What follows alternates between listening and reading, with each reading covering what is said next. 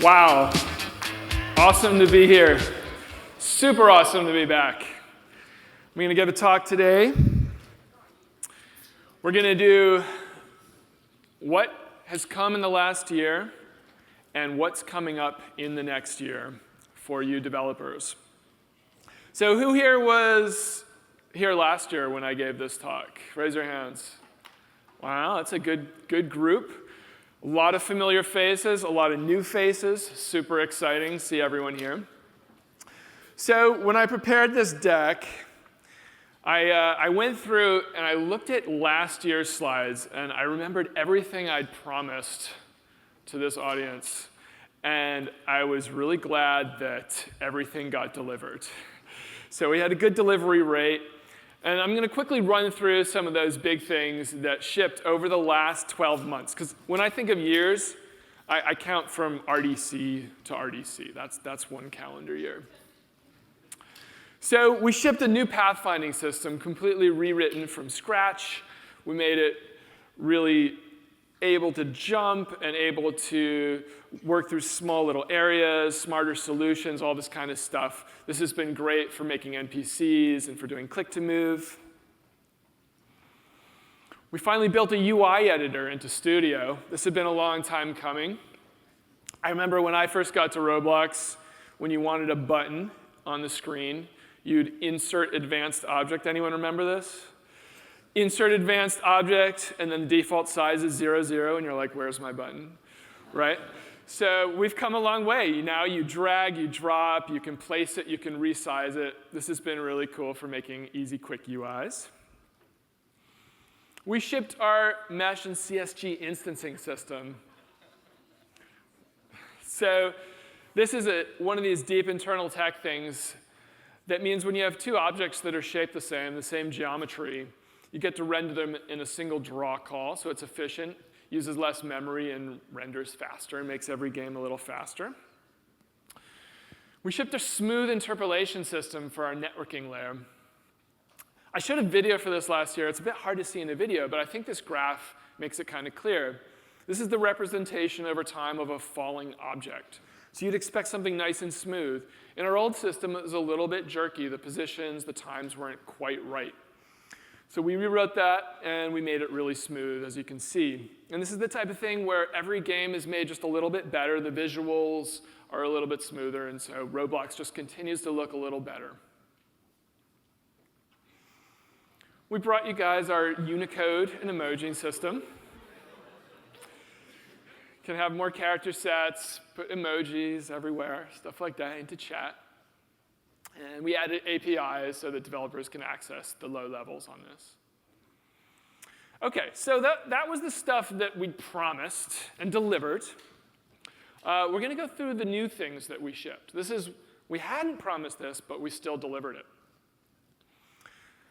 So Studio plugin widgets. Plugins, as Dave mentioned in his keynote, something we promised a long time ago. They existed in Studio for years. But we really wanted to make them first-class citizens, to make them look just like they're part of Studio IDE. So now you can make them in their own little window. It can dock, it can float, it can resize, all that stuff. We shipped a low-level piece of technology. It's called On-Contact Buffer Zone. It's a little bit of an unwieldy name. But let me explain what it does, because I think it's really, really important and cool for our platform.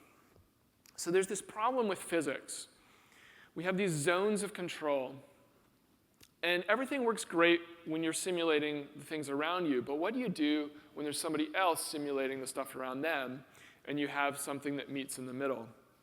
In our old system, everything acted like a wall. So your tank would run into a single block. It's like, oh, I don't know how to simulate this. I'm crushed. In our new system, we've made it so that there's more realistic motion there when we run into things in another simulation zone. So this is live now. This is really cool. Oh, good.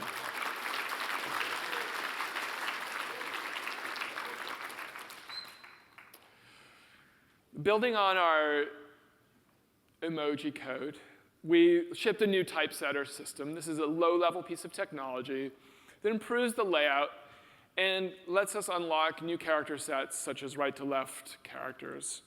And in the future, this will let us build more features on top of text rendering.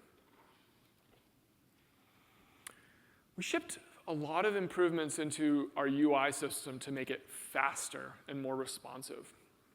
Roblox, at its heart, is a 3D experience. But as part of 3D, you have 2D UI, whether it's on a surface or in your app game. So this year, we focused a lot on making that UI more responsive, and we built a lot of low-level technology that sped up the existing interactions, especially if you're trying to click or touch on a screen and get UI.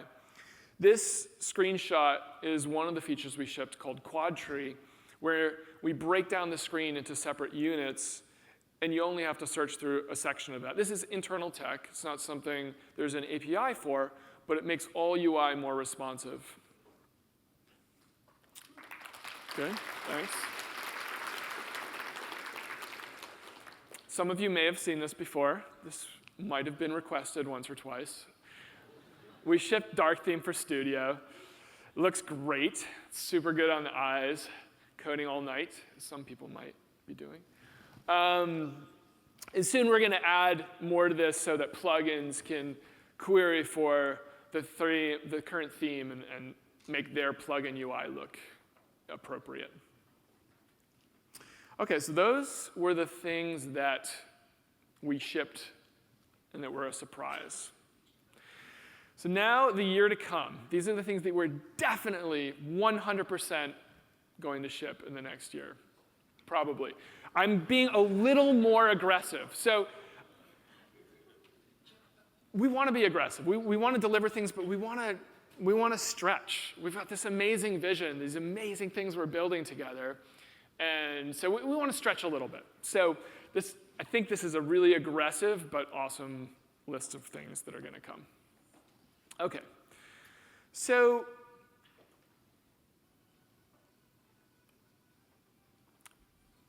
we're going to be delivering a new Popper Cam.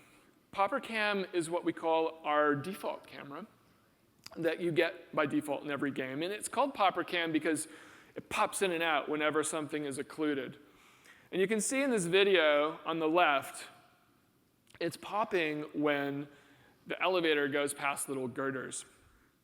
Our new Popper Cam version is a lot smarter about knowing if something is only temporarily going to be blocking your camera and doesn't force you to pop in and out so quickly. So it's a lot more smooth, constant view. So we'll be releasing this, and like all our cameras, it'll be in Lua, so you can view it and extend it and adopt it. Part of our vision of building a bigger game engine is having more players in one world. The current limit on Roblox is 100. And as some of you may have discovered, even that is stretching things a little bit. Our goal for this time next year is to support 200 players in game working really well. And when we make 200 players work well, that means 100 players is going to be even better. So that's our big goal, and I think it's going to be really exciting on that. We're going to be shipping an in-game CSG system. Oh, good.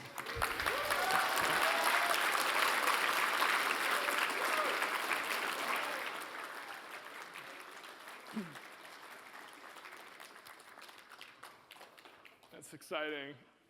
So as many of you know, we rebuilt our CSG system from scratch. It used to fail like 20% of the time. Now it fails 0% of the time.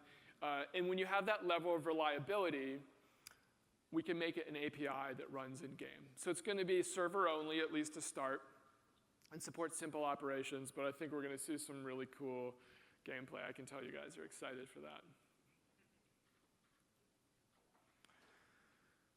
So this is something we're calling packages. And as Roblox evolves, as we push towards 100 developers working collaboratively on one game, we realize that we need to provide more and more tools and functionality that make it easier for large teams to build sophisticated games. And part of that is managing units, we call packages, that are inserted into multiple places. And these could be models, these could be scripts that are in multiple places in a game. And the idea is that we version these things, and we let you update, and you can change one item in one place and push it to all the other places.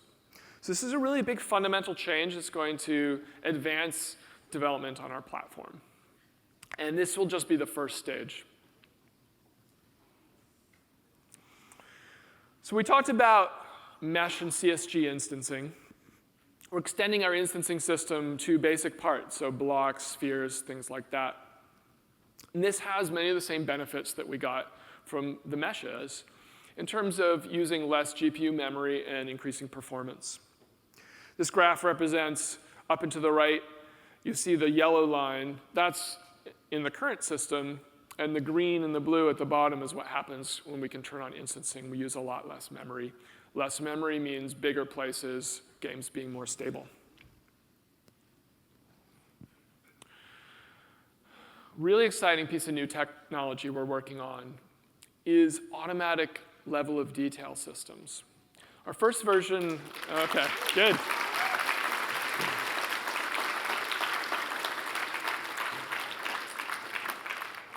Our first version is going to work for CSGs and meshes. You'll see there's always a lot of similarities here. So what this means, obviously there's people already kind of know because I'm getting that excitement, but for the people who don't know, when you have an item that's really close to you, it can be very detailed and it looks great. But when it's far away on the other side of the map, you don't need it in the same level of detail. And by reducing the detail, it means that we can load in more objects, use less memory, and render things faster. So as we build bigger, more intricate worlds, this kind of technology is going to be really useful. So we're going to build this in, and it's going to be automatic in the sense that you as a developer will just bring in your CSG or mesh, and will automatically figure out the level of detail for it and render it appropriately. In the physics team, we're working on a new low-level solver. Solver is like that kernel core of the physics. So these scissor lifts are like the torture test for physics, for constraint-based physics, because it's so many joints that interact, and there's these loops and all this crazy stuff. So we're integrating this technology called LDL into our solver, and it makes our constraints much more solid, and it works better for high mass ratio issues and other things like that. So on the left is our current system. On the right is what we're going to be shipping. And this also has more flexibility, a little more forgiving with two joints that are just like slightly out of alignment. I don't know, has anyone ever built a door, put two hinges on it, and one of them's like just the tiniest fraction rotated, and then all of a sudden the door like explodes? I've done that. So in our new solver, that will be greatly reduced.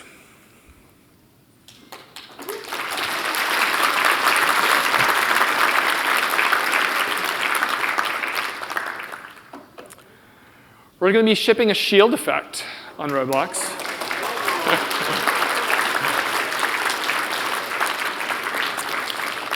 Why is this different from a semi-transparent sphere? Well, it's all about the intersection with the geometry. It creates that feeling of a shield.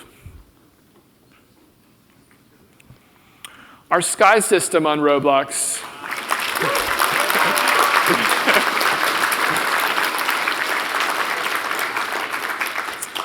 Our sky system has stayed very much the same for a long time, but it takes up a lot of the screen. It's really important. So we think, what's the Roblox path for making great new skies? And we think about a procedural sky system, where with basic inputs, like the weather, the wind, all that kind of stuff, we generate awesome animated, procedurally generated, volumetric clouds and skies, and things that look amazing. So this is very much in the research stage, but I'm optimistic we're going to have something awesome for you in the next 12 months.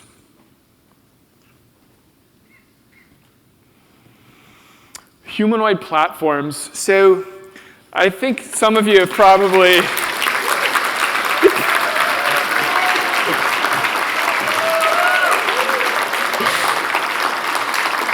yeah. that tells me this was overdue. Somebody has probably had this experience of being on a boat like this before and seeing people kind of float off.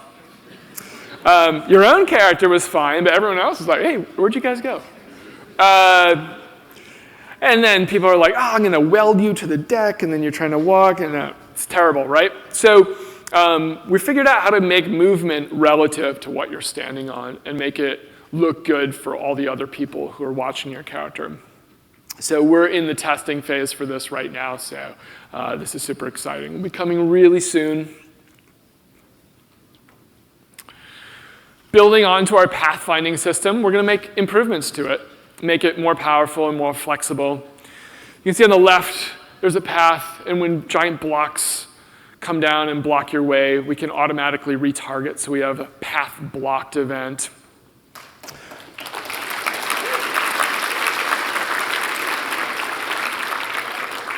We're going to support different sizes of characters. So for doors, like what you can fit, and things like that. So we're going to make it better and better, more adaptable to more situations. Getting super deep in the tech here. As we push more and more towards filtering-enabled games, away from experimental mode, we want to make it as easy as possible for the developers to build on top of our system in a seamless way. And one of the big challenges right now is setting up a lot of plumbing when you want to communicate from local scripts to server scripts. So we have a concept called server blocks, and this lets you call server code securely from a local script.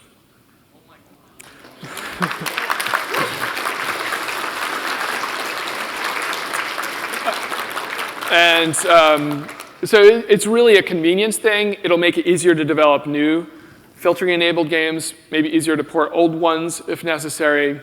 And it'll even be a little bit more secure in terms of us being able to protect those communications. OK, and then finally, an update on Future is Bright.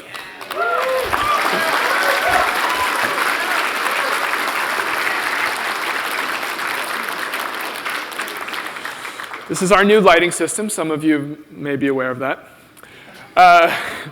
Last summer, we announced that we were working on it, and we delivered to our community a build where everyone here could play with it and give us feedback and build experiences, many of which we've seen. It's been super helpful.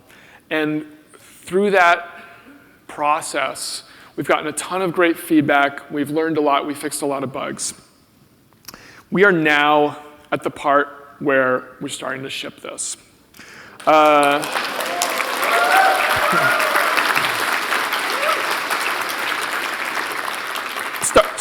Starting to. So this is the biggest project I've ever seen at Roblox in terms of an amazingly talented rendering team, a lot of people working on this for a long period of time. This is the biggest change. And I think it's absolutely worth it. What it brings to Roblox is just incredible. So we're going to be shipping this in 3 stages. And the first stage is what we call voxel improvements. Our old lighting engine is our voxel engine. That's going to continue to be supported. And what we're doing is bringing that a little bit closer to our Future is Bright lighting. The closer we bring the 2 engines, the easier it is to switch back and forth. So we're improving the voxels. We're doing things like making it so thin objects still cast shadows instead of light seeping through, which will just make every Roblox game look better. So we're going to be shipping that pretty soon. I'm targeting August. Don't hold me to that. Soon after will be the first stage of shadow maps, Future is Bright lighting. That's going to be sun shadows. So the sun will cast the sharp shadows. And then by the end of the year, we'll have the full thing. So that's our schedule.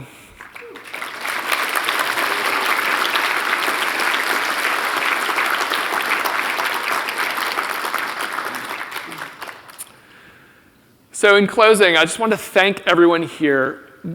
The feedback we've gotten when we present our roadmap, when we have these conversations, the informals, the online, everything, It's so important to us. It really helps us build an amazing product. I view this as an incredible collaboration, one I'm super proud of. So thanks, everybody. It's been a real pleasure.